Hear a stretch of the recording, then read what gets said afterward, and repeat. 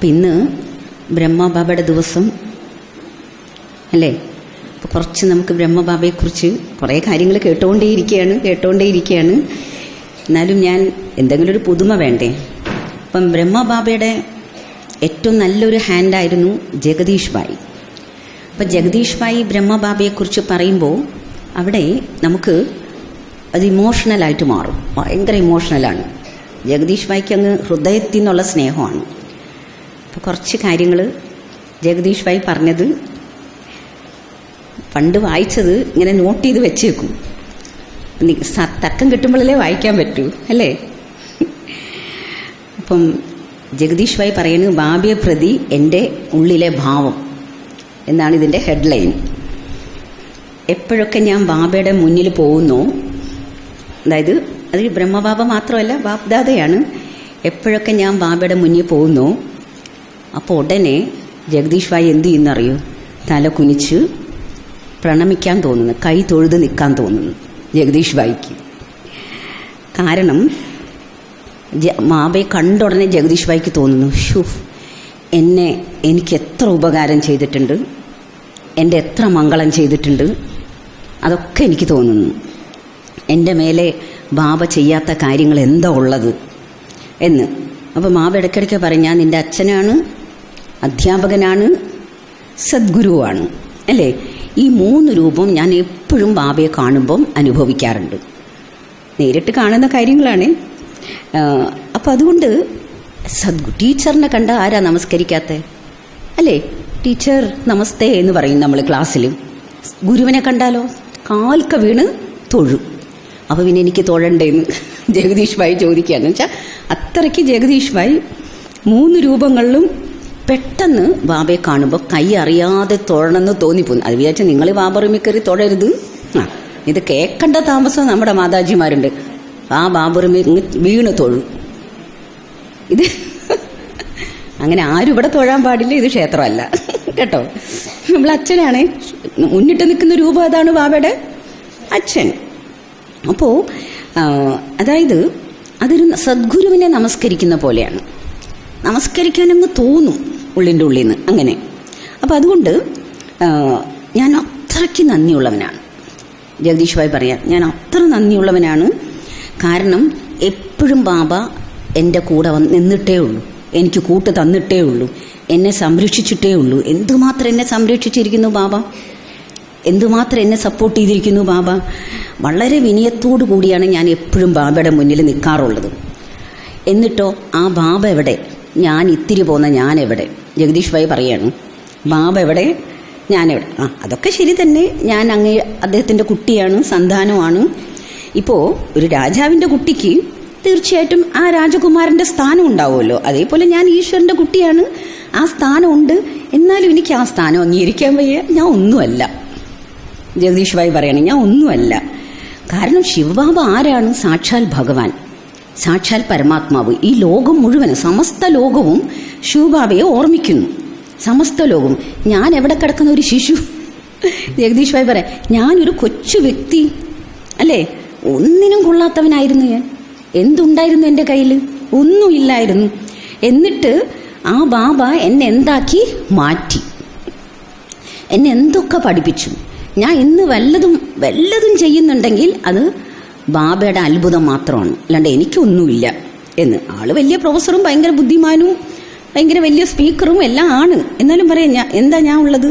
അപ്പം ഞാൻ എന്ത് ചെയ്യാണ്? എൻ്റെ മനസ്സിൻ്റെ ആ ബഹുമാനം, എൻ്റെ മനസ്സിൻ്റെ ആ ഫീലിംഗ് എനിക്ക് പതുക്കെ ഒന്ന് കൈതൊഴാൻ തോന്നുന്നു ബാബയെ കാണുമ്പോൾ. അങ്ങനെയാണ് ഞാൻ പ്രകടിപ്പിക്കുന്നത്. അപ്പം പെട്ടെന്ന് ഞാൻ ബാബയെ കാണുമ്പോൾ, ബാബയുടെ അടുക്ക പോയി നിൽക്കുമ്പോൾ ഉടനെ എൻ്റെ ആ ഭക്തൻ്റെ ഭാവം അങ്ങ് വരുന്നു. എനിക്ക് വന്നിട്ട് വയ്യാന്ന്. എന്നുവെച്ചാൽ ആ ഒരു ബഹുമാനമാണ്, ബഹുമാനം കൂടി നിൽക്കുന്ന ആ ഒരു അവസ്ഥ വരുന്നു എപ്പോഴും ഞാൻ ബാബയെ കാണുമ്പോഴും. എന്നിട്ട് പെട്ടെന്ന് ഞാൻ ബാബയെ നോക്കുമ്പോൾ ബാബയുടെ ഭാവം, ബാബയുടെ സ്നേഹവാത്സല്യം, അത് എനിക്കും തോന്നാറുണ്ടെന്ന്. എന്താ വെച്ചാൽ ബാബയ്ക്ക് എന്നോട് എന്തൊരു സ്നേഹമാണ്. അപ്പോൾ ഉടനെ എനിക്ക് തോന്നുന്നത് എന്താണ്? ജഗദീഷ് ഭായ് പറയാണ്, ബാബ ഞാൻ ഒരുപാട് തെറ്റ് ചെയ്തിട്ടുണ്ടാവും, എൻ്റെ തെറ്റിനെല്ലാം മാപ്പ് തരണേ എന്ന് പറയുന്നു. ഒരുപാട് തെറ്റ്, ഭഗവാന്റെ കുട്ടിയാന്ന് പറഞ്ഞിട്ടൊന്നും കാര്യമില്ല. ഒരുപാട് തെറ്റ് ചെയ്തിട്ടുണ്ട്. ക്ഷമ തരുന്ന അങ്ങാണെങ്കിൽ എത്ര മഹാനാണ്, അത്യന്തം മഹാൻ. ഞാനാണെങ്കിൽ അജ്ഞാനം കാരണം എനിക്ക് മൊത്തം അറിവൊന്നുമില്ല, സമ്പൂർണമായ ജ്ഞാനമൊന്നുമില്ല. ഈ അറിവില്ലായ്മ കാരണം ഞാൻ എന്തുമാത്രം തെറ്റ് ചെയ്തിട്ടുണ്ട്, എന്തുമാത്രം തെറ്റ്. ചിലപ്പോൾ ഞാൻ ബാബ പറയുന്ന എല്ലാ കാര്യങ്ങളൊന്നും ഞാൻ പാലിക്കുന്നുണ്ടാവില്ല. അതൊക്കെ എൻ്റെ തെറ്റാണ് അല്ലേ? കാരണം ഞാൻ ബാബ പറയുന്ന എല്ലാ ആജ്ഞകളും മുഴുവനായിട്ട് ഞാൻ അനുസരിച്ചിട്ടില്ല. അതുപോലെ ബാബ പറയുന്ന കാര്യങ്ങൾ, അതായത് ഇപ്പം സാധാരണ നിങ്ങൾ ഇപ്പം പറയും ശിഷ്യൻ, ഗുരു പറയുന്ന എന്ത് കാര്യവും ശിഷ്യൻ അങ്ങനെ ശിരസ വഹിക്കണം എന്നാണ് പറയാറ്. അത് ഞാൻ തീർച്ചയായിട്ടും അംഗീകരിച്ചിട്ടുമുണ്ട്, ശിരസ വഹിച്ചിട്ടുമുണ്ട്. എന്നാലും ഞാൻ അസമർത്ഥനാണ്, ഞാൻ ദുർബലനാണ്, എനിക്ക് മടിയൊക്കെ കാണും ഇത്തിരി. ആ അലസത കാരണം ഒരു പക്ഷെ ഞാൻ എന്തെങ്കിലുമൊക്കെ ശ്രീമത്ത് എവിടെയെങ്കിലും ബാബ പറഞ്ഞത് അനുസരിച്ചിട്ടുണ്ടാവില്ല ബാബ. അതുകൊണ്ട് ബാബയെ കണ്ടുടനെ ആദ്യം ചോദിക്കുന്നത് എന്താണ്? ഉള്ളിലാണ് ഇതൊക്കെ. പുറത്തേക്ക് കാണിച്ചാൽ ബാബ ഉടനെ വടിയെടുത്ത് അടിക്കും. എൻ്റെ കുട്ടി എന്നോട് മാപ്പ് ചോദിക്കാൻ വന്നിരിക്കണമെന്ന് ചോദിക്കും. അത് സമ്മതിക്കില്ല, ബാബ ഒരിക്കലും സമ്മതിക്കില്ല. അതുകൊണ്ട് എന്നോട് ക്ഷമിക്കണേ എന്ന് ചോദിച്ചുകൊണ്ടിരിക്കുന്നു ഉള്ളിൽ. എനിക്കിതും അറിയാം. എന്താണ്? നിങ്ങൾ തെറ്റ് ചെയ്താൽ ക്ഷമിക്കാനാണോ ബാബ വന്നത് ഇവിടെ? ബാബ വന്നത് ഇവിടെ സ്വർഗം പുനഃസ്ഥാപിക്കാനാണ്. അല്ലാണ്ട് നിങ്ങൾ ചെയ്ത തെറ്റ് ക്ഷമിക്കാനല്ല. തെറ്റൊന്നും ഇവിടെ ആരും ക്ഷമിക്കൂല. ഇതും എനിക്കറിയാം. ജഗദീഷ് ഭായ് പറയാണ്, ഒരിക്കലും ബാബ ഞാൻ ചെയ്ത തെറ്റ് ബാബയ്ക്ക് ക്ഷമിക്കാൻ പറ്റില്ല. എന്നാലും എപ്പോഴും ബാബയെ കാണുമ്പോൾ എൻ്റെ ബാബ ഇതാണ്, ബാബ ഇതേവരെ ഞാൻ എന്തൊക്കെ ചെയ്തിട്ടുണ്ടോ ക്ഷമിക്കണേ എന്നാണ്. നിങ്ങൾ ഗീതയിൽ വായിച്ചിട്ടുണ്ടാവും. അതിൽ ആദ്യമേ തന്നെ സംവാദമാണ്. അർജുനനും ഭഗവാനും തമ്മിലുള്ള ഒരു സംവാദം. അതിൽ അർജുനൻ ചോദിക്കുന്നുണ്ട്. അർജുനൻ ഇടയ്ക്കിടയ്ക്ക് ചോദ്യം ചോദിക്കും. അയ്യോ ഇതെങ്ങനെ സാധിക്കും കൃഷ്ണ, ഇതെങ്ങനെ സാധിക്കും എന്ന് ചോദിക്കുന്നുണ്ട്. അടുത്തത് അവർ തമ്മിൽ ഭയങ്കര ഡിസ്കഷൻ നടക്കും. അടുത്തത് അവർ തമ്മിൽ അർജുനന് തൻ്റെ മേലെ സംശയം. ഇതൊക്കെ എന്നെ കൊണ്ടാണോ ഈ മഹാഭാരത യുദ്ധത്തിൽ ഇതൊക്കെ എന്നെ കൊണ്ടാണോ ചെയ്യിക്കാൻ പോകുന്നത്, അങ്ങ് എന്നെ കൊണ്ടാണോ ചെയ്യിക്കാൻ പോകുന്നത് സംശയവും പ്രകടിപ്പിക്കും. അപ്പോൾ അറിയാം എന്താണ്, അർജുനൻ അറിയാം ഇതെല്ലാം മുന്നിൽ നിരന്ന് നിൽക്കുന്നതെല്ലാം എൻ്റെ ബന്ധുമിത്രാദികളാണ്, എൻ്റെ ബന്ധുക്കളാണ്, എൻ്റെ കാരണവന്മാരാണ്. അതൊക്കെ അറിയാം. പക്ഷേ ഈ കൃഷ്ണൻ ആരാമെന്നും അറിയാം അർജുനന്, അതും അറിയാം. പക്ഷേ അർജുനൻ അംഗീകരിക്കുന്നേ ഇല്ല. എന്നെ കൊണ്ട് പറ്റില്ല, അങ്ങ് ഈ പറയുന്ന കാര്യങ്ങളൊന്നും എനിക്ക് അനുസരിക്കാൻ പറ്റില്ല. ഒട്ടനെ പരമാത്മാവ് എന്ത് ചെയ്തു? സാക്ഷാത്കാരം കാണിച്ചു കൊടുത്തു. സാക്ഷാത്കാരം കാണിച്ചപ്പോഴാണ് പെട്ടെന്ന് അർജുനൻ ആകെ ഞെട്ടി വിറച്ച്, അയ്യോ ആരാണ് എന്നോട് പറയുന്നത്, ആരാണ് എൻ്റെ മുന്നിൽ നിൽക്കുന്നത് അല്ലേ? അപ്പം കണ്ണഞ്ചുന്ന പ്രകാശമാണ് കണ്ടത്. ലൈറ്റ് തന്നെ ലൈറ്റ്, മൈറ്റ് തന്നെ മൈറ്റ്, ഇത്രയും ഭയങ്കര പ്രകാശവും എന്നൊക്കെയാണ് അർജുനൻ കണ്ടത്. അപ്പോഴാണ് അർജുനൻ താണ് വീണ് അവിടെ നമസ്കരിക്കും. ഞാൻ അങ്ങയെ നമസ്കരിക്കുന്നു എന്ന് പറയും. അപ്പോൾ അങ്ങൻ്റെ ആദരണീയനാണ്, അങ്ങൻ്റെ പൂജനീയനാണെന്നൊക്കെ അർജുനൻ പറയുന്നു. അപ്പോൾ അതേപോലെ ഞാൻ ഇതൊക്കെ പറയുന്നത് എന്തുകൊണ്ടാണെന്ന് വെച്ചാൽ, യഥാർത്ഥത്തിൽ ഞാൻ ബാബയുടെ കുട്ടി തന്നെ, ഇത്രയും ജ്ഞാനമൊക്കെ മനസ്സിലാക്കി. പക്ഷേ എപ്പോഴെങ്കിലുമൊക്കെ ബാബ ഞാൻ അജ്ഞാനം കാരണം എന്തെങ്കിലുമൊക്കെ തെറ്റ് ചെയ്തിട്ടുണ്ടാവും, അങ്ങ് അത് ക്ഷമിച്ചാലും എനിക്കറിയാം അങ്ങ് ആരാണ് എന്നെനിക്ക് നന്നായിട്ട് അറിയാം. അപ്പോൾ സാധാരണ ബാബയുടെ മുന്നിൽ ഞാൻ എപ്പോഴൊക്കെ പോയാലും എൻ്റെ ഉള്ളിൽ ഇതാണ് ചിന്ത, എപ്പോഴും ഇതാ ചിന്ത, ബാബ എന്നോട് ക്ഷമിക്കണേ. നിങ്ങളെങ്ങാനും അങ്ങനെയാണ്? നമ്മൾ ആരെങ്കിലും അങ്ങനെയുണ്ട്? നമ്മുടെ എല്ലാം വിചാരം എന്താണ്? നമ്മൾ ഒരു തെറ്റും ചെയ്യുന്നില്ല, ബാബ പറഞ്ഞ എല്ലാ ശ്രീമത്തും ഞാൻ അമൃതവേള തൊട്ട് എണീറ്റ് പാലിക്കുകയാണ് എന്നാണ് നമ്മുടെ വിചാരം. അത് അഹങ്കാരം. ഇത്രയും വലിയ ജഗദീഷ് ഭായി, ആ ജഗദീഷ് ഭായി എപ്പോഴും ബാബയെ കാണുമ്പോഴും എന്താ പറയുന്നത്? ക്ഷമിക്കണേ ബാബ, കുറേ അജ്ഞാനം കാരണം ഞാൻ തെറ്റ് ചെയ്തിട്ടുണ്ട്. ഇത്രയും വലിയ ആള് ഞാൻ മനസ്സിലാക്കി അങ്ങ് ആരാണെന്നും എനിക്കറിയാം. പക്ഷെ എന്തൊരു അത്ഭുതമാണ് ബാബ ചെയ്തിരിക്കുന്നത്. ബാബ എനിക്ക് ചെയ്തു തരാത്തത് എന്താ ഉള്ളത്? ഞാൻ നിങ്ങളോട് സത്യം പറയാമെന്ന് പറയണം ജഗദീഷ് ഭായി. ബാബ എന്നെ എന്തിൽ നിന്നും എന്താക്കി മാറ്റി. ഇന്നത്തെ ദിവസം നമ്മളത് ഓർമ്മിക്കണം. ബാബ എന്നെ എന്തിൽ നിന്നും എന്താക്കി മാറ്റി അല്ലേ? ബാബ ഇപ്പം ഞാൻ എന്തെല്ലാം ആണോ അതെല്ലാം ബാബ എന്നെ അങ്ങനെ ആക്കിയതാണ്. ആൾക്കാർ വിചാരിക്കും ജഗദീഷ് ഭായിയാണ് ആ സേവ ചെയ്തത്, ജഗദീഷ് ഭായിയാണ് ആ ബുക്ക് എഴുതിയത്. അങ്ങനെ ഇതാ ഇവിടെ ബുക്കുകൾ ഇരിക്കുന്നു. ബുക്ക് പരിചയപ്പെടുത്താൻ പറഞ്ഞു, ലിറ്ററേച്ചറിൽ നിന്ന് പരിചയപ്പെടുത്തിയായിരുന്നു സുരേഷ് ഭായി. അതായത് 69 മുരളി ഇവിടെ ഉണ്ട്. ആരുടെ കയ്യിലൊക്കെ 69 മുരളി ഇല്ല? ഇല്ല. കണ്ടോ, അവരെല്ലാം 69 എന്ന് വെച്ചാൽ ബ്രഹ്മബാബ അവ്യക്തമായ ആ വർഷത്തെ മുരളിയാണ്. അത് നിങ്ങൾ വായിച്ചിരിക്കണം. കാരണം പെട്ടെന്ന് നമ്മുടെ അവ്യക്ത സ്ഥിതി അങ്ങ് ഡെവലപ്പാവും. അടുത്തത് ഇത് വളരെ ഗംഭീരമായൊരു ബുക്കാണ്. സ്പാർക്കുകാരെ ഇറക്കിയിട്ടുള്ളതാണ്. മനോബലവും മനസ്സാസേവയും. ഇതാണെങ്കിൽ വായിക്കെ നിങ്ങൾ നല്ല ഈ അഭ്യാസം ചെയ്യുന്നവരായിട്ട് മാറും, പ്രാക്ടീസ് ചെയ്യുന്നവരായിട്ട് മാറും. ഇതിലെല്ലാം ഓരോ സങ്കല്പം പ്രാക്ടിക്കൽ തലത്തിൽ എങ്ങനെ കൊണ്ടുവരണം എന്നുള്ളതാണ്. പിന്നെ ആദിദേവൻ ബുക്ക്, അതാരുടെ കയ്യിലാണ് ഇല്ലാത്തത്? പുതിയവരുടെ കയ്യിലൊന്നും കാണില്ല. ആദിദേവൻ ബുക്ക്, ആദിദേവി, ഇതിലെല്ലാം നമുക്ക് നോക്കുമ്പം മമ്മയെക്കുറിച്ചും ബാബയെക്കുറിച്ചും ഒക്കെ നമുക്ക് നന്നായിട്ട് അറിയാൻ പറ്റും. പിന്നെ 74 ഒരു അവ്യക്ത മുരളിയും കൂടിയുണ്ട്. അതെല്ലാവരും ഇന്ന് വാങ്ങിച്ചിട്ടേ പോകാവൂ. ലിറ്ററേച്ചറിൽ കാണും. ഈ ലിറ്ററേച്ചർ മുഴുവനും ഒരുപാട് ലിറ്ററേച്ചർ എഴുതിയിട്ടുള്ളത് ആരാണ്? അതുകൊണ്ടാണ് ഇത് പറയേണ്ടി വന്നത്. ജഗദീഷ് ഭായിയാണ്. അപ്പം ജഗദീഷ് ഭായിക്ക് എന്താ വെച്ചാൽ ഞാൻ ഒന്നും ചെയ്തിട്ടില്ല. അഥവാ ഞാൻ എന്തെങ്കിലും ചെയ്തെങ്കിൽ ബാബ എന്നെ ടച്ച് ചെയ്തതാണ്. ബാബ എനിക്ക് പ്രേരണ തന്നിട്ട് ഞാൻ ചെയ്തതാണ്. അല്ലാതെ ഞാൻ ഒന്നും ചെയ്തിട്ടില്ല. എല്ലാം ബാബയുടെ ടച്ചിങ് ആണ്. എല്ലാ കാര്യവും ബാബ എന്നെ കൊണ്ട് ചെയ്യിച്ചതാണ്. എല്ലാ കാര്യവും ബാബ ഞാൻ സത്യം പറയാലോ നിങ്ങളോട്, ഞാൻ ഒന്നും ചെയ്തിട്ടില്ല എന്ന് ആ ബ്രദർ പറയാണ്. അപ്പം ഇവിടെ എന്താണെന്ന് വെച്ചാൽ എന്താ സംഭവിച്ചതെന്ന് വെച്ചാൽ ഈ ബ്രദർ ഒരുപാട് കാര്യങ്ങൾക്ക് ബാബ ഈ ബ്രദറിനെ പറഞ്ഞു വിടും. അപ്പം സമൂഹം മുഴുവനും എതിർത്തിട്ടുണ്ട്. പക്ഷേ ബ്രദർ ഒറ്റയ്ക്ക് നിന്ന് അതിനെ നേരിട്ടിട്ടുണ്ട്, ഫേസ് ചെയ്തിട്ടുണ്ട്. പല രീതിയിൽ ആൾക്കാർ കത്തിയും കൊണ്ട് കുത്താനും വന്നിട്ടുണ്ട്, വടി കൊണ്ട് അടിക്കാൻ വന്നിട്ടുണ്ട് എന്നൊക്കെ ബ്രദർ പറയാണ് ബാബയുടെ സേവനത്തിൻ്റെ ഭാഗത്ത്. പക്ഷേ അപ്പോഴൊക്കെ എന്നെ ആരാ സഹായിച്ചത്? ബ്രദർ പറയുന്നുണ്ട്, ഒരു ചതുപ്പിൽ ബ്രദർ ഏതോ ഒരു സേവയ്ക്ക് പോയതാണ്. അവിടെ ചതുപ്പ് പ്രദേശമാണെന്ന് അറിഞ്ഞില്ല. ആ ചതുപ്പിൽ ബ്രദർ അങ്ങ് താഴാൻ തുടങ്ങി. പക്ഷേ ബ്രദറിന് അറിഞ്ഞുകൂടാ, ഒറ്റ മനുഷ്യനില്ല ആ ഭാഗത്തെങ്ങും ഒരൊറ്റ മനുഷ്യനില്ല. പക്ഷേ ബ്രദറിനെ ആരോ അതിൽ നിന്ന് പൊക്കിയെടുത്തു. ഭയങ്കര അത്ഭുതമാണ്. ബ്രദർ പറയാ, എനിക്ക് ഇന്ന് ഈ ജീവിതം ഉണ്ടെങ്കിൽ അത് ബാബയാണ് തന്നത്. ആര് പൊക്കിയെടുത്തു? ചതുപ്പിൽ വീണ ഒരിക്കലും ഒറ്റയ്ക്ക് ആർക്കും രക്ഷപ്പെടാൻ പറ്റില്ല. അത്ര കട്ടി ചതുപ്പിൽ ബ്രദർ ഇങ്ങനെ താന്ന് പോയിട്ടുണ്ട്. പക്ഷേ എന്താ അതിശയം സംഭവിച്ച? ആരോ ബ്രദറിനെ അതിൽ നിന്ന് പൊക്കിയെടുത്ത്.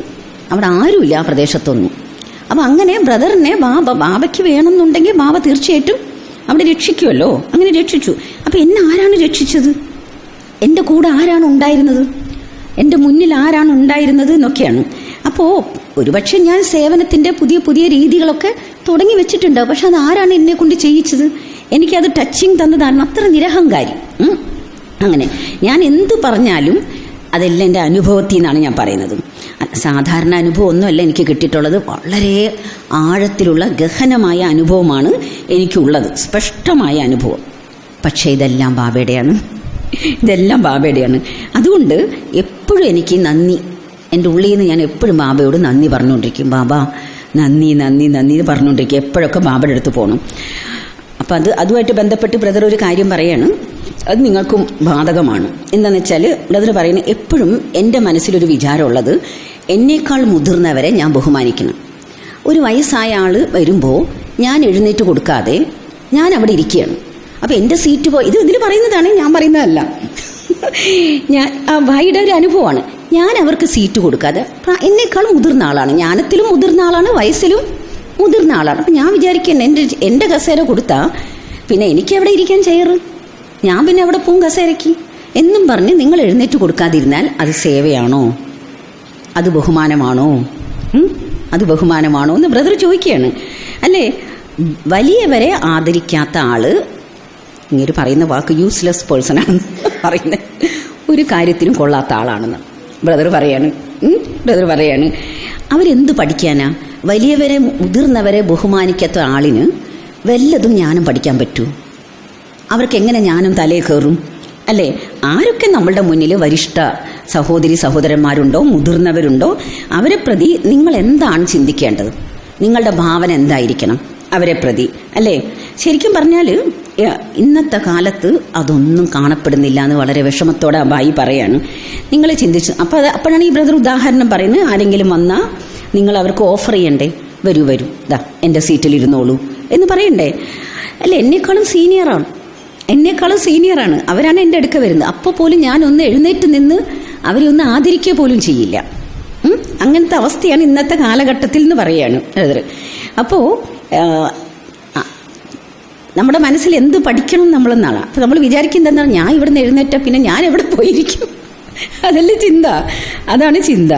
പക്ഷേ യഥാർത്ഥത്തിൽ എൻ്റെ അഭിപ്രായം ഇതാണെന്ന് പറഞ്ഞിട്ട് ബായി പറയാണ്, എൻ്റെ അഭിപ്രായം ഇതാണ്, ഏതൊരു സംഘടനയാണെങ്കിലും ഏതൊരു തറവാടാണെങ്കിലും കുടുംബമാണെങ്കിലും മുതിർന്നവരെ ബഹുമാനിക്കാത്ത ആ തറവാടിന് ഒരിക്കലും ഉയർച്ച ഉണ്ടാവില്ല. വയസ്സായവരെ ബഹുമാനിക്കാത്ത ഒരു സംഘടനയിലും ഒരിക്കലും ഉന്നതി ഉണ്ടാവില്ല, ആ സംഘടന വളരില്ല. പക്ഷെ ഇവിടെ അങ്ങനെയല്ല. ബാബയുടെ ഇവിടെ എന്താണ്, നമ്മുടെ ദാദിയൊക്കെ കൊണ്ടുപോണ കാരണം അല്ലേ, ദാദിയോടാണ് എല്ലാവർക്കും ബഹുമാനം. 101 വയസ്സായാലെന്ത്, ഇവിടെ ദാദിയുടെ പുറകെയാണ് ആൾക്കാർ. എന്താ ദാദിയുടെ ഒരു ഫോട്ടോ കണ്ടാൽ നമുക്കങ്ങ് ദാദി ഒന്ന് നേരിട്ട് കണ്ട പോലെയായി. അങ്ങനെ പെട്ടെന്ന് ഇപ്പം പണ്ടത്തെ ലൗകിക രീതി എന്താണെന്നറിയോ, രാവിലെ എഴുന്നേറ്റ ഉടനെ മുതിർന്നവരുടെ ആശീർവാദമാവും. ദാദി, നമ്മുടെ ഈ പ്രകാശമണി ദാദിയും പിന്നെ ജാനകി ദാദി, ഇവർ രണ്ടുപേരും അവിടെ മധുവല്ല് ഊഞ്ഞാലിലിരിക്കുകയാണ്. അപ്പം ഈ ബായി ചെറുതാണല്ലോ, അവർക്ക് വയസ്സായി. അപ്പോൾ ഇവരെ കണ്ടോണ്ട് 3 പേർക്ക് ഇരിക്കാം ഊഞ്ഞാലിൽ. അപ്പോൾ ഇവരെ കണ്ട ഉടനെ പ്രകാശമണി ദാദിജി പറഞ്ഞു, നീ ഇങ്ങനെ ഇരുന്നിട്ട് പറഞ്ഞു, ഇവിടെ ഇരുന്നോ എന്ന് പറഞ്ഞിട്ട് ഇവിടെ ഇരുത്താൻ. ആരോട്? ജഗദീഷ് ഭായ് ചെറുതാണ്. അപ്പോൾ ജഗദീഷ് ഭായ് പറയാം, ദാദി ഇങ്ങോട്ട് നീങ്ങി, ഞാൻ നടുവിലിരിക്കുക, അപ്പോൾ 2 പേരുടെ ശക്തി എനിക്ക് കിട്ടുമല്ലോ എന്ന് പറഞ്ഞിട്ട് ജഗദീഷ് ഭായ് എന്ത് ചെയ്യാണ്, അവർ രണ്ടിട്ട് പറഞ്ഞ് 2 പേര് എന്നിട്ട് ഊഞ്ഞാലിന് ഇരുന്നിട്ടിട്ട് താഴെ ഇരുന്നിട്ട് പറഞ്ഞു, 2 പേര് എൻ്റെ തലയിൽ കൈവയ്ക്ക്, എന്നെ ആശീർവദിക്കും, ഞാൻ ഇവിടെയാണ് ഇരിക്കേണ്ടത്, അല്ലാതെ നിങ്ങളുടെ ഒപ്പമല്ല, ഞാൻ താഴെ ഇരിക്കും. അപ്പോൾ പണ്ടത്തെ കാലത്ത് അങ്ങനെയായിരുന്നു സിസ്റ്റം. മുതിർന്നവരുടെ കാല് തൊട്ട് തൊഴും, കാൽക്ക വീഴും, എന്നിട്ട് അവരെ കാലൊക്കെ തടവി കൊടുക്കും, എന്തെല്ലാം കാര്യങ്ങൾ ചെയ്യായിരുന്നു. അതിനെ പറയും ചരണവന്ദനം ചെയ്യും. അങ്ങനെ പിന്നെ അപ്പോൾ ഉടനെ വയസ്സായവരെന്ത് ചെയ്യും, ആശീർവദിക്കും, എന്നിട്ട് ഇങ്ങനെ തൊട്ടൊക്കെ ഒഴിഞ്ഞു കൊടുക്കും, അങ്ങനെ എന്തൊക്കെ ചെയ്യും, അതൊക്കെ ചെയ്യില്ല. അപ്പോൾ ആ ആശീർവാദം, മുതിർന്നവരുടെ ആശീർവാദം നമുക്ക് ഒരുപാട് ഗുണം ചെയ്യും. നമ്മൾ അറിയുന്നില്ലെന്നേ ഉള്ളൂ, നമുക്കത് മനസ്സിലാക്കാൻ പറ്റുന്നില്ലുള്ളൂ, ഒരുപാട് ഗുണം ചെയ്യും അല്ലേ. ശരി, അങ്ങനെ ഒരു കാലഘട്ടം പണ്ടുണ്ടായിരുന്നു. മുതിർന്നവർ ശാസിക്കും, നമ്മളെ കണ്ടൊന്ന് എന്ത് അങ്ങോട്ട് പോകണം, എന്ത് മുടി അയച്ചിട്ട് നടക്കണം, എന്താ അങ്ങനെ ചെയ്യണം എന്നൊക്കെ ചോദിച്ചിട്ട് പണ്ടത്തെ ആൾക്കാർ ചോദിക്കും, ഇതെന്താ ഇങ്ങനെ എന്നൊക്കെ ചോദിക്കും. അപ്പം ചോദിക്കുമ്പോഴത്തേക്കും നമ്മൾ ഇത്തിരി പേടിക്കും. പിന്നെ ചെറിയവർക്ക് അതൊന്നും തെറ്റാന്ന് തോന്നിയില്ലേ, ഇന്ന് നിങ്ങൾ ചെറിയവരെ വല്ലവരും ഒന്ന് ചീത്ത വിളിക്കണം, അപ്പം അവർ പോയിട്ട് ചിലപ്പോൾ കിണറ്റിൽ ചാടും, എന്തെങ്കിലും ചെയ്യും, സൂയിസൈഡ് ചെയ്യും. കുട്ടികൾക്ക് ചീത്ത കേൾക്കാനുള്ള യാതൊരു ശക്തിയില്ല. മുതിർന്നവർ നല്ലതാണ് പറയുന്നതെന്നൊന്നും മനസ്സിലാക്കാനേ പറ്റില്ല. പേടിച്ചാണ് അച്ഛനമ്മമാർ കുട്ടികളെ വളർത്തുന്നത്. ഒന്നും പറയാൻ നിവൃത്തിയില്ല, അങ്ങനത്തെ അവസ്ഥയാണ്. അന്നത്തെ കാലഘട്ടത്തിൽ ചെറിയവർ എപ്പോഴും മുതിർന്നവരെ അവരെന്ത് പറഞ്ഞാലും ഈശ്വരൻ പറഞ്ഞ പോലെ എടുക്കുമായിരുന്നു. അങ്ങനെ അപ്പോൾ അന്നത്തെ ആ ഇളയ തലമുറയ്ക്ക് അറിയാം, ഈ അച്ഛനമ്മമാർ എൻ്റെ നന്മയ്ക്ക് വേണ്ടിയാണ് ഇതൊക്കെ പറയുന്നത് എന്നറിയാം അല്ലേ. ആ സമയത്ത് ഇത്തിരി പേടിച്ചിട്ട് വിഷമിച്ചിട്ട് കരഞ്ഞു എന്ന് വരാം, അത്രേ ഉള്ളൂ. ചിലപ്പോൾ കരഞ്ഞിട്ടുണ്ടാവും, പക്ഷെ അവർക്കറിയാം ഇതെനിക്ക് എൻ്റെ അച്ഛൻ എനിക്ക് കറക്ഷൻ തന്നാലും എന്നെ ശാസിച്ചാലും ഇത് എന്നോടുള്ള സ്നേഹമാണ് എന്ന് പറയും. പണ്ട് ഇതിൽ പറയുന്നുണ്ട്, കൃഷ്ണൻ പറയും, എൻ്റെ അമ്മ മയ്യ എന്നെ എത്ര വഴക്ക് പറഞ്ഞാലും പിന്നെ അതിൻ്റെ ഇരട്ടി എന്നെ സ്നേഹിക്കുമെന്ന് എനിക്കറിയാം. അത്രയും സ്നേഹം കിട്ടണമെങ്കിൽ ഇപ്പം ഇത്തിരി ചീത്ത കേട്ടാലും കുഴപ്പമില്ല കള്ളകൃഷ്ണൻ പറയും അങ്ങനെ. അതേപോലെ അന്നത്തെ കാലഘട്ടത്തിൽ അങ്ങനെയായിരുന്നു ചിന്താഗതി. ഇന്നത്തെ കാലഘട്ടത്തിലോ ഇന്നത്തെ കാലഘട്ടത്തിൽ വല്ലതും പറഞ്ഞു നോക്കണം, അപ്പം അറിയാം. അപ്പം അതുകൊണ്ട് പറഞ്ഞതിൻ്റെ കാര്യം എന്താണ്, മുതിർന്നവരെ ബഹുമാനിക്കണം.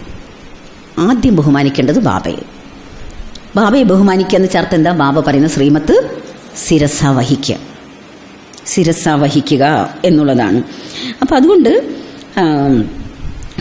അങ്ങനെ അഥവാ നിങ്ങൾക്ക് ആ ആദരവ് കുറവാണെങ്കിൽ, ബഹുമാനം കുറവാണെങ്കിൽ നിങ്ങൾ ദേവത ആകുകയില്ല. ആ ചിന്തയെ, ആ ലക്ഷ്യമേ നിങ്ങൾ വിട്ടേക്കണം. നിങ്ങളെക്കാൾ മുതിർന്നവരെ നിങ്ങൾക്ക് ബഹുമാനിക്കാനുള്ള ആ ഒരു അണ്ടർസ്റ്റാൻഡിങ് പവർ ഇല്ല, അല്ലെങ്കിൽ അങ്ങനെ ഒരു ചിന്താഗതി ഇല്ലെങ്കിൽ നിങ്ങൾ ഒരിക്കലും ദേവതയാവില്ല.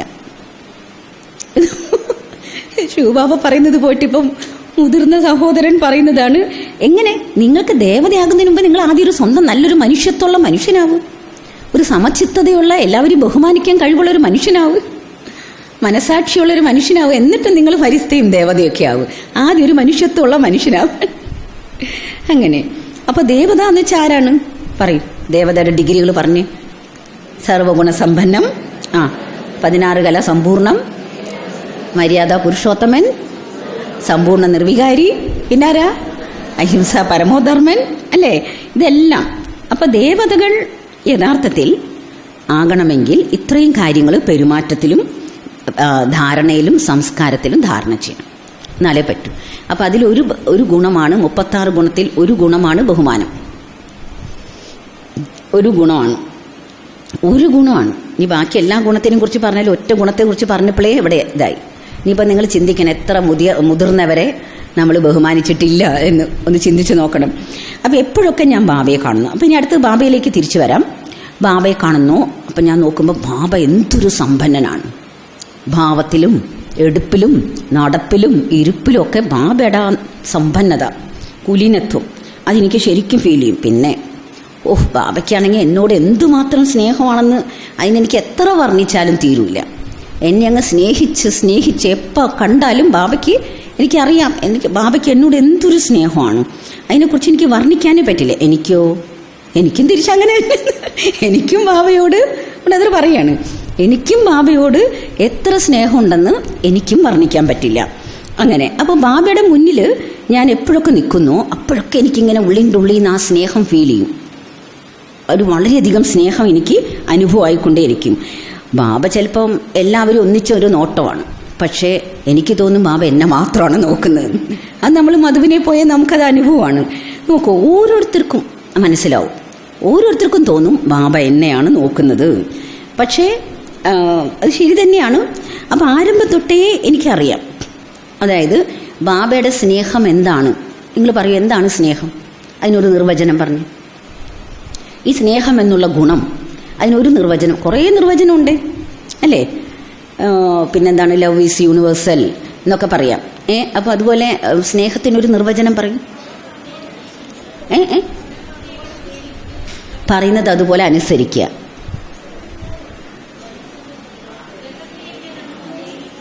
എങ്ങനെ സ്നേഹിക്കണം? അത് ഇപ്പം മനുഷ്യനെ സ്നേഹിക്കുന്ന കാര്യം പറ. പ്രകൃതിയെയും ജീവജാലങ്ങളെ സ്നേഹിക്കണം. ഓക്കെ, ശരി, നല്ല പോയിന്റ്. അല്ല, മനുഷ്യന് സ്നേഹത്തിന്റെ ഒരു ഗുണം പറഞ്ഞ് നിങ്ങളുടെ ഉള്ളിൽ സ്നേഹം ഉണ്ടോയെന്ന് ഇപ്പം നിങ്ങൾക്ക് കണ്ടുപിടിക്കാൻ പറ്റും. എന്താണെന്നറിയോ? പറയാണ്, ജഗദീഷ് ഭായ് പറയാണ്, ഞാൻ ആദ്യത്തെ ദിവസം ബാബ എന്നെ കണ്ടപ്പോഴും ബാബയ്ക്ക് അതേ സ്നേഹമായിരുന്നു. ഇന്നും ബാബയ്ക്ക് അതേ സ്നേഹമാണ്. ആ സ്നേഹത്തിൽ ഒരു കുറവുമില്ല. ഇതാണ് സ്നേഹം. നിങ്ങൾ ഒരാളെ ആദ്യത്തെ ദിവസം കണ്ടപ്പോൾ എന്തൊരു നല്ല ബ്രഹ്മകുമാരൻ. 3-4 ദിവസം കഴിഞ്ഞ്, ഒരാഴ്ച കഴിഞ്ഞ്, ഒരു മാസം കഴിഞ്ഞപ്പോൾ അഭിപ്രായം മാറി. ഞാൻ അന്ന് വിചാരിച്ച പോലെയല്ല ഈ ബ്രഹ്മകുമാരി. സ്നേഹവും കുറഞ്ഞു, ബഹുമാനവും കുറഞ്ഞു. അങ്ങനെയാണോ? സത്യം പറയണോ? ആളെ കണ്ടിട്ടുള്ള സ്നേഹമല്ല വേണ്ടത്, തരം നോക്കിയുള്ള സ്നേഹമല്ല. നിങ്ങൾക്ക് യഥാർത്ഥത്തിൽ നമുക്ക് വേണ്ടത് എന്താണ്? അന്നും ഇന്നും ഒരേപോലെ നമ്മൾ അവരെ സ്നേഹത്തോടെ കാണാം. അതെൻ്റെ ഗുണമാണ്. സ്നേഹം എന്നുള്ളത് എൻ്റെ ഗുണമാണ്. ഒരാളിനനുസരിച്ച് അതിനെ മാറ്റാനുള്ളതല്ല. അതിനെ ആപേക്ഷികമാക്കരുത്, കണ്ടീഷണൽ ആക്കരുത്. അൺകണ്ടീഷണലാണ് എൻ്റെ സ്നേഹം എന്ന് പറയുന്നത്. എപ്പോഴും എല്ലാവർക്കും ഒരേപോലെ, എല്ലാ ദിവസവും ഒരേപോലെ. അങ്ങനെയാണോ? നോക്കണേ, ചെക്ക് ചെയ്യണേ, ലൗകികത്തിലും അലൗകികത്തിലും. അതാണ്. അപ്പം ബ്രദർ പറയേ, ബാബയുടെ സ്നേഹം അന്ന് എന്നെ കണ്ടപ്പോൾ ഇതേ സ്നേഹം, ഇപ്പോഴും എന്നോട് അതേ സ്നേഹം. ആ ബ്രദർ പറയാണ്, അപ്പോൾ ആരംഭം തൊട്ടേ ഇങ്ങനെയാണ്, അതേപോലെ. അപ്പോൾ അത്രയും തന്നെ സ്നേഹം എനിക്ക് തരും. ഇനി പറയുന്ന ബാബ എന്നും അമൃതവേളയ്ക്ക് 2 മണിക്ക് എഴുന്നേൽക്കും. അപ്പോൾ ബാബയുടെ ഓപ്പോസിറ്റ്, ബാബയുടെ റൂം ഇതാണെങ്കിൽ ഇത് അവിടെയാണ് ജഗദീഷ് ഭായുടെ റൂം. ഭയങ്കര ഭാഗ്യശാലി, ബാബയുടെ ഓപ്പോസിറ്റ് റൂം. അങ്ങനെ അപ്പോഴുണ്ട് ബാബയുടെ മുറിയിൽ ലൈറ്റ് തെളിയുമ്പോൾ ഉടനെ ഇദ്ദേഹം ലൈറ്റ് ഇട്ട് പെട്ടെന്ന് കുളിച്ച് ഇദ്ദേഹത്തെ. അപ്പോൾ ഉണ്ട് ഉടനെ സെക്യൂരിറ്റിയോട് ബാബ പറയും, ആ ജഗദീഷിനെ വിളിച്ചിട്ട് വരൂ. അങ്ങനെയൊന്നും പറയില്ല. ബാബ പറയണം, ആ ബെച്ച ഉണർന്നു നോക്കിയേ, ഉണർന്നിരിപ്പുണ്ടെങ്കിൽ ആ ബെച്ചയോട്, ബെച്ചാന്ന് വെച്ചാൽ എന്താണ്? മകൻ. ആ മകനോട് ഇങ്ങ് വരാൻ പറയും, മോനോട് ഇങ്ങ് വരാൻ പറയും. ബെച്ചാന്നേ വിളിക്കുള്ളൂ ബാബ ഒരിക്കലും പേര് വിളിച്ചിട്ടേ ഇല്ല എന്നാണ് പറയുന്നത്. പേര് വിളിച്ചിട്ടില്ല, ജഗദീഷ് ബെച്ച എന്നാണ് വിളിക്കുകയാണെങ്കിൽ വിളിക്കുക. ആ ബെച്ചയെ എങ്ങോട്ട് വിളിക്കാൻ പറയും. അങ്ങനെ 2 പ്രാവശ്യവും 3 പ്രാവശ്യവും ബാബ വിളിച്ചു. അപ്പം പിന്നെ എന്നും ഇദ്ദേഹം എന്ത് ചെയ്യും? ബാബ വിളിച്ചാൽ ഈ കുളിക്കാതെ പോകാൻ പറ്റുമോ? രാവിലെ 2 മണിക്ക് എഴുന്നേറ്റാൽ കുളിക്കില്ല. അപ്പോൾ ഇദ്ദേഹം എന്നും 2 മണിക്ക് എഴുന്നേറ്റ് കുളിച്ച് കാത്തിരിക്കും. ബാബ എങ്ങനെ എന്നെ വിളിക്കില്ല, അത് വേറെ കാര്യം. 3 പ്രാവശ്യം എങ്ങോട്ടേ വിളിച്ചുള്ളൂ അമൃതവേളയ്ക്ക്. പക്ഷേ എന്നും ബാബ എന്നെ വിളിച്ചാലോ എന്നും പറഞ്ഞിട്ട് ഈ ബായി എന്ത് ചെയ്യും? കുളിച്ച് റെഡിയായിട്ട് കാത്തിരിക്കുന്നു. എന്നിട്ടോ ആ 3 പ്രാവശ്യം വിളിച്ചതേ ഇനി ചരിത്രത്തിൽ ഒരിക്കലും മറക്കാൻ പറ്റാത്ത കാര്യങ്ങളാണ്. അപ്പോൾ ആ സമയത്ത് ബാബ നോക്കുമ്പോണ്ട്, അതായത് എന്തെങ്കിലുമൊക്കെ ജ്ഞാനം ചർച്ച ചെയ്യും. ഈ കുട്ടിയായിട്ട് ജ്ഞാനം ചർച്ച ചെയ്യും, സേവനത്തിൻ്റെ പ്രേരണകൾ കൊടുക്കും. ബാബയായിട്ടുള്ള ചർച്ചകളാണ്. അപ്പോൾ ബാബ പറയാണ്, അഥവാ എന്തെങ്കിലുമൊക്കെ ഉണ്ടെങ്കിൽ ബാബ നോട്ട് ചെയ്യാൻ പറയും ആ സമയത്ത്. അങ്ങനെ 1-2 പ്രാവശ്യമൊക്കെ ബാബ എന്നെ വിളിച്ചു. അപ്പോൾ പറയാണ്, ബാബ നിങ്ങളെ ഓർമ്മിക്കുന്നു. സെക്യൂരിറ്റി ചെന്ന് പറയാണ്, ബാബ താങ്കളെ ഓർമ്മിക്കുന്നു എന്ന് വെച്ചാൽ അർത്ഥം എന്താ, അങ്ങോട്ട് ചെല്ലണം. അങ്ങനെ അപ്പം അങ്ങനെ ഞാൻ കുളിച്ചിട്ട് ചെല്ലും. ഈ കുളിക്കാതെ എങ്ങനെ ബാബയുടെ അടുത്ത് പോവും? ബാബയുടെ അടുത്ത് കുളിച്ചിട്ട് തന്നെ പോകണം. എന്നിട്ട് പറയണു, ഞാൻ എന്നും ബാബയെ കാണാൻ ചെല്ലുമ്പോൾ, കാരണം ബ്രഹ്മബാബ അല്ലെങ്കിൽ ശിവബാബ അവിടെ നേരിട്ടിരിക്കല്ലേ, ഞാൻ എങ്ങനെ പോകുന്നറിയോ? ജഗദീഷ് ബാബയുടെ ഭാവന, ഒരു പുതു മണവാട്ടി അണിഞ്ഞൊരുങ്ങി എങ്ങനെ പോവും? പുതു മണവാട്ടി അണിഞ്ഞൊരുങ്ങി എങ്ങനെ പോവോ അതേപോലെ ഞാൻ ബാബയുടെ അടുത്ത് ചെല്ലുന്നു പോരെ. എന്നിട്ട് ബാബ എന്നെ വിളിക്കുമായിരുന്നു. എന്തൊക്കെയാ സംസാരിക്കുക അല്ലേ, കാര്യം ചോദിക്കേ വേണ്ട, എന്തൊക്കെ സംസാരിക്കുന്നു. ഇടയ്ക്ക് ബാബ ഞാൻ ചെല്ലുമ്പോൾ ബാബ ഇങ്ങനെ ഒരു ഗ്ലാസ്സിൽ ഗ്ലാസ്സിൽ നിന്ന് പകർന്നിട്ട് ഈ കട്ടോരിയിൽ കിണ്ണത്തിലൊഴിച്ച് ബാബ പാല് കുടിക്കുകയായിരിക്കും. അപ്പോൾ ഉടനെ എനിക്കും തരും. ബാബയുടെ അടുത്ത് ചെന്നാൽ പിന്നെ ബാബ എന്നെ കൊണ്ട് കുടിപ്പിക്കും. അങ്ങനെ ഏതെങ്കിലുമൊക്കെ സാധനങ്ങൾ ഉണ്ടെങ്കിൽ അതും കഴിപ്പിക്കും, കുടിപ്പിക്കും, ഇതൊക്കെ ചെയ്യും. ഒരു കൊച്ചു കുഞ്ഞിനെ എങ്ങനെയാണോ ഒരു അപ്പൂപ്പൻ സ്നേഹിക്കുന്നത്, എങ്ങനെയാണോ ഒരു അച്ഛൻ സ്നേഹിക്കുന്നത്, അതേപോലെ എന്നെ അതിരാവിലെ അമൃതവേള ടൈമിൽ എന്നെ അങ്ങ് സ്നേഹവാത്സല്യങ്ങൾ തന്നങ്ങ് സ്നേഹിക്കുന്നു പറയാണ് ബാബ. അത്രയ്ക്ക് സ്നേഹിക്കും. മുഴുവൻ വിശ്വവും അതിരാവിലെ ത്യാഗം ചെയ്ത് എഴുന്നേറ്റ് ഈശ്വര ഭഗവാനെ എന്നും വിളിച്ച് അവര് ഈശ്വരനെ ഓർമ്മിക്കുന്നു. ഇവിടെയാണെങ്കിൽ ഈശ്വരൻ എന്നെ കഴിപ്പിക്കുന്നു, കുടിപ്പിക്കുന്നു, എനിക്ക് സ്നേഹവാത്സല്യം തരുന്നു. എൻ്റെ ഭാഗ്യം, എന്തൊരു ഭാഗ്യം അല്ലേ. ഒരിക്കലും ബാബ എന്നെ വഴക്ക് പറഞ്ഞിട്ടേയില്ല. ഒരിക്കലും ആ ജഗദീശനെ ഇങ്ങോട്ട് വിളിക്കൂ എന്നൊരിക്കലും ബാബ പറഞ്ഞിട്ടില്ല. ആ ബച്ചയെ ഇങ്ങോട്ട് വിളിക്കൂ എന്നേ പറഞ്ഞിട്ടുള്ളൂ. ബച്ച എന്നേ വിളിച്ചിട്ടുള്ളൂ, ഒരിക്കലും അങ്ങനെ വിളിച്ചിട്ടേയില്ല എന്ന്. അപ്പോൾ ബാബ പിന്നെ ഒരിക്കലും ഇങ്ങനെ പറഞ്ഞിട്ടില്ല, ഇതാ ഇന്ന സേവയുണ്ട് ജഗദീഷ്, അത് ചെയ്യേ. അല്ല, നിനക്ക് ചെയ്യാൻ സാധിക്കുമോ? സാക്ഷാൽ ഇത്രയും വലിയ അതോറിറ്റി, ഇത്രയും വലിയ ആൾ ചോദിക്കുകയാണ്, മോനെ നിനക്കിത് ചെയ്യാൻ സാധിക്കുമോ എന്നേ ചോദിച്ചിട്ടുള്ളൂ. അത് ഇത് ചെയ്യുന്നൊന്നുമല്ല, നിനക്കിത് ചെയ്യാൻ സാധിക്കുമോ എന്നാണ്. അപ്പം ബാബ പറയും, മോനെ ബച്ചേ ഈ കാര്യം ചെയ്യുമോ നീ എന്ന് ചോദിക്കുകയാണ്. എപ്പോഴും ബാബ അങ്ങനെ പറഞ്ഞു വെച്ചാൽ ബഹുമാനമാണ്. ബാബ എന്തുമാത്രം ആ കുട്ടിക്ക് ബഹുമാനം കൊടുക്കുകയാണ്.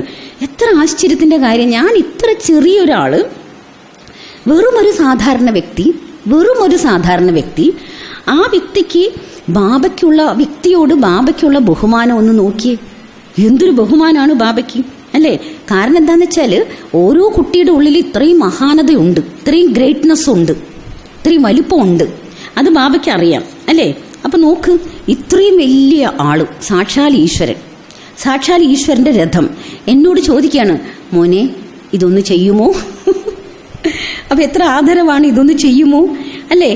അപ്പോഴോ അതായത് ഇപ്പോ സാധാരണ ഒരാള് പറയുന്നത് പോട്ടെ, പക്ഷെ സാക്ഷാൽ ഭഗവാൻ എൻ്റെ മുന്നിൽ വന്നിട്ട് ഇത് ചെയ്യുമോന്നാ ഞാൻ എൻ്റെ പ്രാണം വരെ എപ്പോൾ എടുത്തു കൊടുക്കും ബാബ ചോദിച്ചാ. അത്രയ്ക്ക് സ്നേഹമാണ് ഇവിടെ ജഗദീഷ് ഭായിക്ക്. ഞാൻ പ്രാണം വരെ എടുത്തു കൊടുക്കും. മുഴുവൻ ലോകം ഒരു ഭാഗത്ത്, എത്ര തന്നെ വിഘ്നം വന്നാലും ശരി, ബാബ അങ്ങയുടെ ആജ്ഞ എൻ്റെ പ്രാണം പോയാലും ശരി ഞാൻ പാലിക്കും. അങ്ങ് പറയുന്ന കാര്യം എന്തായാലും ഞാൻ അവശ്യം ചെയ്യും, എന്ത് തന്നെ സംഭവിച്ചാലും ശരി ഞാൻ ചെയ്തിരിക്കും എന്ന്. അങ്ങനെ ഞാനും ബാബയും തമ്മിലുള്ള എന്തൊരു സംബന്ധം, അങ്ങനെ ഒരു ഉറ്റ ബന്ധമായിരുന്നു ഉണ്ടായിരുന്നത്. ബാബ സംസാരിക്കുന്നതൊന്ന് കാണുന്നെ വേണം ജഗദീഷ് ഭായ്. ബാബയുടെ ആ സംസാര രീതി, ബാബയുടെ ആ പെരുമാറ്റം, എന്ത് സർവശ്രേഷ്ഠമായ പെരുമാറ്റം, എന്തൊരു റോയലാണ്. ബാബ ഭയങ്കര ഒരു അത്ഭുതകരമായൊരു വ്യക്തിത്വമായിരുന്നു. ആ മുഴുവൻ ചിത്രം എനിക്ക് മറക്കാനേ പറ്റില്ല. ഓരോ പ്രാവശ്യം ഞാൻ ബാബയുടെ അടുത്ത് പോയതും ബാബയെ കണ്ടതും ബാബയോട് സംസാരിച്ചതും അതൊക്കെ ഇങ്ങനെ എൻ്റെ മുന്നിൽ ഒരു സിനിമ പോലെ നിൽക്കുകയാണ്. എനിക്കത് ഒരിക്കലും മറക്കാനേ പറ്റുന്നില്ല. എൻ്റെ മുന്നിൽ എപ്പോഴും ഒരാളെ അല്ലേ, ശിവബാബയുണ്ട്, ബ്രഹ്മബാബയുണ്ട്, അഥവാ ബാപ്ദാദയുണ്ട്. ചില സമയത്ത് രണ്ടുപേരും ഒന്നിച്ചായിരിക്കും. രണ്ടുപേരും ഒന്നിച്ച് എനിക്ക് ശരിക്കും ആശീർവാദം തരും. ഒരുപാട് ആശീർവാദം തന്നിട്ടുണ്ട്. എന്ത് പറയാൻ, ഒരുപാടാണ്. എത്ര തന്നൊന്നും ഒരു കണക്കില്ല എന്ന്. ഇവർ രണ്ടുപേരും കൂടി എനിക്ക് എത്ര ആശീർവാദം തന്നിട്ടുണ്ട്. ഇനി അടുത്തത് ലാസ്റ്റ് പോയിന്റാണ്. സാകാര ബാബ അവ്യക്താകാൻ പോവുകയാണ് ജനുവരി മാസം. അപ്പോൾ ഒരു 20 ദിവസം മുമ്പേ എനിക്കിങ്ങനെ തോന്നാൻ തുടങ്ങി, ബാബ അവ്യക്താകാൻ പോകുന്നു, എന്തോ ബാബയിൽ ഭയങ്കര വ്യത്യാസമൊക്കെ കാണുന്നു. എനിക്ക് ആരംഭത്തിലെ ടച്ച്, കാരണം അത്ര ഉറ്റ ബന്ധമാണ്. ഉള്ളിൻ്റെ ഉള്ളിൽ ഭയങ്കര ബന്ധമല്ലേ. അപ്പം എനിക്ക് തോന്നി ഈ ബാബ പോവാൻ പോവാണ്, ബാബ അവ്യക്തമാകാൻ പോവാണ്. അപ്പം ഇദ്ദേഹം എന്ത് ചെയ്തെന്നറിയൂ, ആരോടാണ് സംസാരിക്കുന്ന വെച്ചാൽ, അതായത് ബാബ എന്ത് ചെയ്തെന്ന് വെച്ചാൽ, അതായത് ഇപ്പോൾ ഒരാൾക്ക് വയ്യാതെ കിടക്കുകയാണെങ്കിൽ ആ ആളുടെ സിഗ്നേച്ചറൊക്കെ പിന്നെ എടുത്തു വെക്കുമല്ലേ, എന്താ പറയുക, ഇപ്പോഴത്തെ കാലത്ത് അതിൻ്റെയൊക്കെ ഇതൊക്കെ ഉണ്ടാക്കി വെക്കുമല്ലോ, ലെറ്റസ്റ്റ് ഇതൊക്കെ ഉണ്ടാക്കി വെക്കുമല്ലോ. അപ്പോൾ ഈ ബ്രദർ പറയാണ് ബാബയുടെ ഇതൊക്കെ എടുത്തു വെക്കണം, അങ്ങനെയൊക്കെ പറയുന്നുണ്ട്. പക്ഷേ ഈ ബ്രദർ ബാബയോട് വളരെ ഓപ്പണായിട്ട് സംസാരിക്കുമായിരുന്നു. അപ്പോൾ ഇതിലെന്താണെന്ന് വെച്ചാൽ ബ്രദറിന് ഇങ്ങനെ ഉള്ളിലിങ്ങനെ സംശയം വരാൻ തുടങ്ങി, ബാബയുടെ പാർട്ട് തീരാൻ പോവാണ് തോന്നുന്നു, എനിക്കിനി ബാബയെ കാണാൻ പറ്റുമോ എന്നൊക്കെ ഇങ്ങനെ തോന്നി തുടങ്ങി ആ സമയം ഇപ്പോൾ. അപ്പോൾ കമലാ നഗറിലാണ് അദ്ദേഹം അന്ന് താമസിച്ചത്, ഡൽഹി കമലാ നഗറിൽ. അപ്പം അന്ന് ആ സെൻറ്ററിൽ താമസിച്ചിരുന്നത് ഗുൽസാർ ദാദി ഈ ജഗദീഷ് ഭായിയാണ്. അപ്പോൾ ഗുൽസാർ ദാദിയുടെ അടുത്ത് പറഞ്ഞു, എനിക്കിങ്ങനെ ബാബയെ കാണാൻ തോന്നിയിട്ട് വയ്യ, എനിക്കിങ്ങനെ തോന്നുന്നു എന്തോ നമ്മുടെ ഓർഗനൈസേഷൻ ഈ പ്രസ്ഥാനത്തിന് എന്തോ ഒരു കൊടുങ്കാറ്റ് വരാൻ പോവാണ്, എന്തോ ഒരു ഭയങ്കര പ്രശ്നം വരാൻ പോവാണ്. അപ്പം ഗുൽസാർ ദാദി ആണെങ്കിൽ ഭയങ്കര ബോലാബാലയാണ്, നിഷ്കളങ്ക, അങ്ങനെയൊന്നും ഓവറായിട്ട് ഇദ്ദേഹം ഭയങ്കര ബുദ്ധിമാനല്ലേ. അപ്പം ഗുൽസാർ ദാദി എന്ത് കൊടുങ്കാറ്റ് വരാൻ പോകണം എന്നൊക്കെ ഗുൽസാർ ദാദി അങ്ങോട്ട് ചോദിക്കുകയാണ്, എന്ത് കൊടുങ്കാറ്റ്, ഇതെന്ത് ഇങ്ങനെ സംസാരിക്കുന്നത്, ഇത് പോസിറ്റീവായിട്ടുള്ള സംസാരം വല്ലതുമാണ് എന്നൊക്കെ ഗുൽസാർ ദാദി അങ്ങോട്ട് ഇങ്ങനെ ചോദിക്കുകയാണ്. അപ്പോൾ പറയും, അപ്പോൾ താങ്കൾ പറ, എന്താണ് ഈ വരാൻ പോകുന്ന കൊടുങ്കാറ്റ്, അത് കൃത്യമായിട്ട് പറയും, അപ്പം എനിക്ക് മനസ്സിലാക്കാൻ പറ്റില്ല. അപ്പം അതൊന്നും ഞാൻ പറയാൻ പറ്റൂല, അതൊന്നും ഞാൻ പറയില്ല, എനിക്ക് പോകണം, എനിക്ക് പോകണം. എന്നുവെച്ചാൽ എനിക്ക് നന്നായിട്ട് അത് ടച്ച് ആവുന്നുണ്ട്, ബാബ പോവാറായി എന്ന് എനിക്ക് ടച്ച് ആവുന്നുണ്ട്, എനിക്ക് മധുബനെ പോകണം. അപ്പോൾ ദാദി പറഞ്ഞു, പോക്കോ, അതിനിപ്പോൾ എന്ത്, മധുബനിൽ എപ്പോൾ വേണമെങ്കിൽ പോവാമല്ലോ അദ്ദേഹത്തിന്. അങ്ങനെ മധുബനെ പോയപ്പോഴുണ്ട് ബാബ കുടിലിരിക്കുകയാണ്. ബാബ ഹട്ടിന് അത്ര പ്രാധാന്യമുണ്ട്.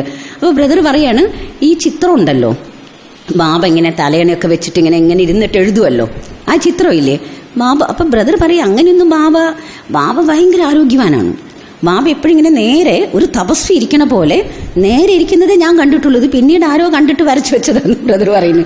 ബാബ എങ്ങനെയാണെന്ന് വെച്ചാൽ ആര്യമൊന്നും ഇരിക്കില്ല എന്ന് പറയണം. ബാബ ഇരുന്ന് ലെറ്റർ എഴുതും, എല്ലാം ബാബ സ്ട്രെയിറ്റ് ആയിട്ട് ഇരിക്കുന്നതേ അദ്ദേഹം കണ്ടിട്ടുള്ളൂ. ബാബ ഭയങ്കര തപസ്വിയാണ്, എപ്പോഴും ആ തപസ്വിയുടെ ഗെറ്റപ്പിലെ ബാബ ഇരിക്കുള്ളൂ. അങ്ങനെ ഞാൻ ബാബയുടെ അടുത്ത് പോയി, ബാബ ഈ കുടിലിരിക്കുകയാണ്. ബാബ കൂടുതലും കുടിലാണ് ഇരിക്കാറുണ്ടായിരുന്നത്. ഞാനൊരു 4-5 ദിവസം അവിടെ താമസിച്ചു. 100% ഞാൻ ബാബ ഇങ്ങനെ കാണെ ആ ശരി തന്നെ, എനിക്ക് തോന്നി ഇത് സത്യം തന്നെ, ബാബ അവ്യക്തമാകുന്ന സ്റ്റേജിൽ തന്നെ ബാബ ഉണ്ട്. പതുക്കെ അറിയാൻ പറ്റും ബാബ പോയിക്കൊണ്ടിരിക്കുകയാണ്. ബാബ അങ്ങ് ലൈറ്റായി, ഒരു ഭാരം ഇല്ലാതെ അങ്ങ് ലൈറ്റായി. അപ്പോൾ ബാബയ്ക്ക് മനസ്സിലായി, ഈ കുട്ടിക്ക് കാര്യം മനസ്സിലായി എന്ന് ബാബയ്ക്ക് മനസ്സിലായി. അപ്പോൾ ഇവൻ എവിടെ നിന്ന് ഓടിച്ചാലേ പറ്റൂ എന്ന് മനസ്സിലായി, ബാബയ്ക്ക് മനസ്സിലായി. അപ്പോൾ ബാബ പറഞ്ഞു, കുട്ടി നീ എത്ര ദിവസം കൂടെ ഇവിടെ താമസിക്കും എന്ന് ചോദിച്ചു. നീ റിഫ്രഷ് ആയല്ലോ, 3-4 ദിവസം ആയല്ലോ അല്ലേ, നിനക്കെന്താ ഡൽഹിയിൽ വേറെ സേവയൊന്നും ഇല്ലേ എന്നൊക്കെ ബാബ ചോദിക്കുകയാണ്. അപ്പോൾ നോക്ക്, ഇന്ന ബുക്കൊക്കെ പ്രിന്റ് ചെയ്യും, എന്നിട്ട് അതൊക്കെ പ്രിന്റ് ചെയ്യുന്നത് ബാക്കിയാണ്. അപ്പോൾ ബാബയോട് പറഞ്ഞു, ബാബ ആ ബുക്കൊക്കെ പ്രിന്റ് ചെയ്താലും അതെല്ലാവർക്കും ഒന്നും കൊടുക്കാൻ പറ്റില്ല, ഇതൊക്കെ ഭയങ്കര ഡയറക്റ്റ് നോളജാണ്, ചുമ്മാ ന്യായീകരിക്കുകയാണ് പോവാതിരിക്കാൻ വേണ്ടിയിട്ട്. അപ്പോൾ ബാബ പറയും, അത് പറ്റില്ല, അത് നിങ്ങൾ എഴുതിയ ആത്മാവ് എന്ത് പറയുന്നു, പരമാത്മാവ് എന്ത് പറയുന്നു, ജീവാത്മാക്കൾ എന്ത് പറയുന്നു, മനുഷ്യ മതം എന്ത്, ഈശ്വരീയ മതം എന്ത്, ഇതൊക്കെ പ്രിന്റ് ചെയ്യാൻ പറയാണ്. അപ്പോൾ ബാബ പറയണേ, ഇതൊക്കെ ഈ ജഗദീഷ് ഭായ് ബാബയോട് പറയും, ബാബ ഇതൊന്നും പ്രിന്റ് ചെയ്യുന്നത് വലിയ പണിയൊന്നുമല്ല, അതൊക്കെ ഞാൻ ഒരു സെക്കൻഡിൽ പ്രിന്റ് ചെയ്യും, പക്ഷെ ഇപ്പം എന്നോട് പോകാൻ പറയരുത്, എനിക്കിപ്പോൾ ഇവിടെ കുറച്ച് ദിവസം താമസിക്കണം എന്നൊക്കെയാണ് എൻ്റെ ആഗ്രഹം.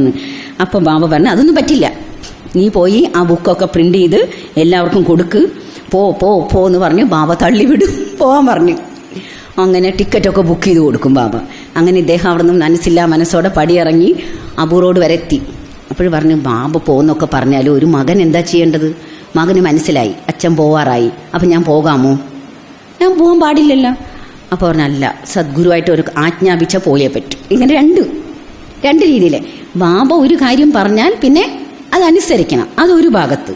മറുഭാഗത്ത് ഞാൻ മകനല്ലേ, ബാബ പിന്നെ ശരീരം ഉപേക്ഷിക്കാൻ നേരത്ത് ഞാൻ കൂടെ വേണ്ടേ, അതൊരു ചിന്ത. എന്ത് ചെയ്യണമെന്ന് പറഞ്ഞിട്ട് അവസാനം ബാബ പോവാൻ പറഞ്ഞ സ്ഥിതിക്ക് പോണതാണ് നല്ലത് എന്നും പറഞ്ഞ് ട്രെയിനിൽ കയറിയിരുന്നു പോയി. അവസാനത്തെ ഒരു രംഗം കൂടെ പറഞ്ഞിട്ട് നിർത്താം. അതെന്താണെന്ന് വെച്ചാൽ, അവസാനം ഇവർ ഓപ്പോസിറ്റ് റൂമിലാണ് താമസിക്കുന്നത്. ഈ റൂമിൽ ഗുൽസാർ ദാദിയും ആ റൂമിൽ ജഗദീഷ് ഭായി. അപ്പം നടുവിൽ ടെലിഫോൺ വെച്ചിരിക്കുക. അന്നത്തെ കാലത്ത് മറ്റേ ടെലിഫോണാണ്. അപ്പോൾ ടെലിഫോൺ വന്നു. ടെലിഫോൺ ജനുവരി 18 രാത്രിയിൽ 8:45 ബാബ അവ്യക്തമാകുന്നത്.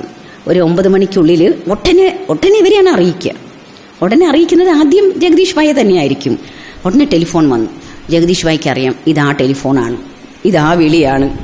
അപ്പോൾ ഇവർ രണ്ടുപേരും ഫോൺ എടുക്കൂല. ജഗദീഷ് ഭായി ഞാൻ ഒരിക്കലും ഫോൺ എടുക്കൂല, എനിക്കറിയാം ഈ വാർത്ത.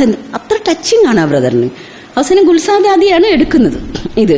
അപ്പോൾ ഗുൽസാദാദിക്ക് ഒരിക്കലും അത് വിശ്വസിക്കാൻ പറ്റുന്നില്ലായിരുന്നു. പക്ഷേ എന്നാലും അതൊക്കെ പറയാണ്, എനിക്കൊരിക്കലും ഈ വാർത്ത കേൾക്കാനുള്ള ശക്തിയില്ല എന്ന് പറഞ്ഞിട്ട് ദാദിജി സാധാരണ ഒരു സെന്ററിൽ ഫോൺ അടിച്ചാൽ ആദ്യം ബ്രദേഴ്സ് വന്ന് എടുക്കണം, സിസ്റ്റേഴ്സ് അല്ല എടുക്കുക, ബ്രദേഴ്സ് എടുക്കണം. അങ്ങനെ ഇതെന്താ ഈ ജഗദീഷ് ഭായി ഫോൺ എടുക്കാത്തതെന്ന് ഗുൽസാദാദി ചിന്തിച്ചുകൊണ്ടിരുന്നു. അവസാനം പക്ഷെ ഗുൽസാദാദി എന്താ വെച്ചാൽ ഒരു ഭയങ്കര നിസ്സംഗഭാവമാണ്, വളരെ ഡിറ്റാച്ച്ഡാണ്. അങ്ങനെ ഗുൽസാദാദി കൊടുത്തു. ഫോൺ നോക്കിയപ്പോൾ ബാബ വ്യക്തമായി അതായിരുന്നു. അങ്ങനെ അപ്പോൾ അദ്ദേഹം പറയണു ശരി എന്തായാലും ആ വാർത്ത കേൾക്കേണ്ടി വന്നു. അങ്ങനെ രാവിലെ തന്നെ അവർ മധുബനെ പോയി. അപ്പം ബാബയുടെ കൂടെ എപ്പോഴൊക്കെ ഞാൻ ഇരിക്കുന്നു അപ്പോഴൊക്കെ ഞാൻ ബാബയുടെ സമാധി അവസ്ഥ കാണുമായിരുന്നു. സമാധി അവസ്ഥ എന്ന് വെച്ചാൽ അർത്ഥം എന്താണ്? ബാബ എപ്പോഴും ആ യോഗ അവസ്ഥയിൽ ഇരിക്കുമായിരുന്നു. അപ്പം മുഴുവൻ ദിവസവും ബാബ ആ ഫോട്ടോകൾ കാണുന്ന പോലെ ഒന്നല്ല ബാബ ഇരിക്കുന്നത്. ബാബ ഇങ്ങനെ തപസ്വി മൂർത്തിയായിട്ട് അതിഗംഭീരമായിട്ട് ആ തപസ്സിൽ മുഴുകിയാണ് ബാബ ഇരിക്കുക. എങ്ങനെ ഇരിക്കുക? തപസ്സിൽ മുഴുകുക. ഈ കാലമൊക്കെ ഏറ്റുവെച്ച് അർദ്ധപത്മാസനത്തിൽ ബാബ ഒരു ഇരിപ്പുണ്ട്. അത് കാണേണ്ട ഇരിപ്പാണെന്നാണ് പറയുന്നത്. അങ്ങനെ ബാബ നേരെയാണ് എപ്പോഴും ഇരിക്കുക. ആ സമയത്ത് മധുബനിലൊന്നും അധികം പേരൊന്നുമില്ല. ഒരു 30-40 പേരൊക്കെ അവിടെ താമസിക്കുന്നുള്ളൂ. അപ്പോൾ ബാബ ഈ 30-40 പേരോടൊന്നും അധികം സംസാരിക്കില്ല. പക്ഷെ ജഗദീഷ് ഭായിയോടാണ് കൂടുതൽ സംസാരിക്കുകയെന്ന്. അങ്ങനെ ഒരുപാട് സമയം ഞാൻ ബാബയെ കണ്ടിട്ടുണ്ട്. ബാബ എപ്പോഴാണോ മുന്നിലിരിക്കുന്നത്, ഞാൻ ബാബയുടെ മുന്നിലിരിക്കുന്നത് ആനന്ദം തന്നെ, ആനന്ദം, പരമാനന്ദമയമായ അവസ്ഥയാണ്. എനിക്ക് അങ്ങനത്തെ ഒരു സ്ഥിതിയാണ് ഉണ്ടാവാറുള്ളത്. അങ്ങനെ മധുബൻ പോയാൽ നമുക്ക് എല്ലാവർക്കുള്ള അനുഭവമാണ്. മധുബനിൽ നിന്ന് തിരിച്ചു പോകാൻ തോന്നൂല. അതുപോലെ ജഗദീഷ് ഭായി പറയും എനിക്ക് ബാബയുടെ അടുത്ത് ഇങ്ങനെ ഇരുന്നോളാൻ വയ്യ, അവിടെ തന്നെ ഇരിക്കണം എന്ന്. അങ്ങനെ സാഗര ബാബയുടെ കൂടെയുള്ള എൻ്റെ ജീവിതം അത് വളരെ വളരെ സർവശ്രേഷ്ഠമായ അനുഭവമായിരുന്നു എന്ന് ബ്രദർ പറയുകയാണ്. കുറച്ച് ബാബയുടെ കൂടെയുള്ളൊരു അനുഭവം നിങ്ങൾക്കുണ്ടായില്ലേ? ജഗദീഷ് ഭായിക്കുണ്ടായതുപോലെ അല്ലേ? ഓം ശാന്തി.